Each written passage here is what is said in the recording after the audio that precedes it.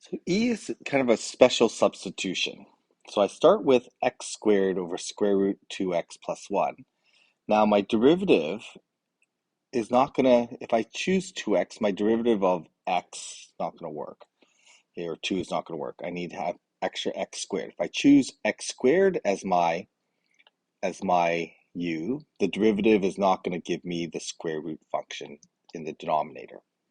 If I choose 1 over square root, the problem is that it's not going to that derivative is not going to generate the x squared part that I want, the extra leftover part of x squared. So we're going to do something slightly different. This is going to be kind of using some creative algebra. So I'm going to let the u function just be the denominator. And by doing that, I can rearrange this expression so I can solve for x. So I'm going to square both sides. That's where the squared comes from here. I'm going to get rid of the plus 1 with the minus 1. I'm going to get rid of the times 2 with the divide 2.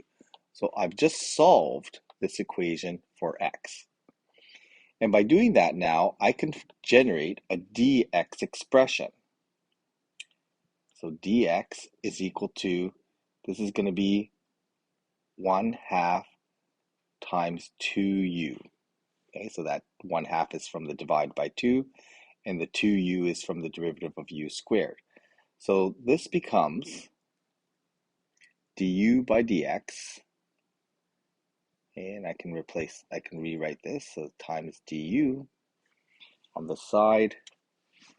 So it simplifies to dx is equal to u times du. Okay, so this is going to come in useful.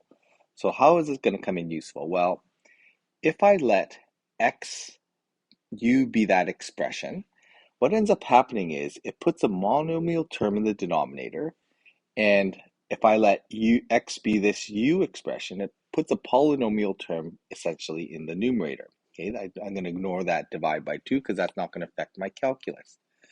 And by doing that, I'm going to be able to, having a monomial u in the denominator allows me to cancel powers in the numerator. And so I'm just going to end up with a polynomial function. So I'll show you how this works. So I've got my original integral. I'm going to replace the x squared, sorry, the x with the original u expression. I'm just going to highlight that here. So this is going to be u squared minus 1 over 2. Okay, expanding this out, maybe just write that a little bit nicer. U squared minus 1 over 2. So when I expand this out, I'm going to end up with a power 4 polynomial.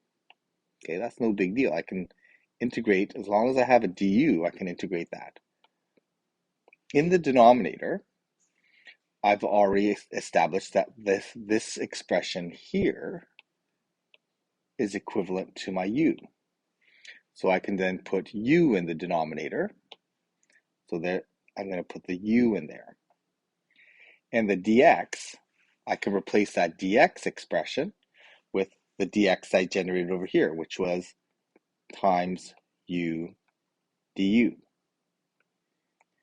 Okay, so this is then consistent because I have all u's in a du. That's great. And in fact, I can cancel some things out and I just end up with a polynomial expression. So I'm going to take that 1/2 squared out on the outside because I don't want to deal with that.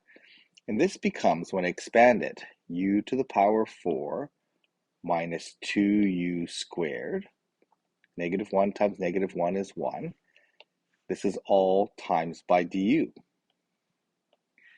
Well, this is definitely an expression I can anti-differentiate.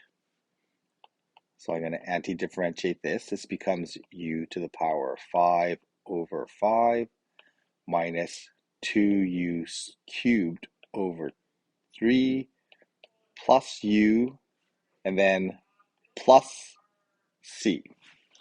So that gives me the antiderivative in terms of u. I just need to replace the u with the 2x plus 1. So every one of those u's can be replaced by 2x plus 1, sorry, square root of 2x plus 1. So plugging that all in, I end up with 1 over 4.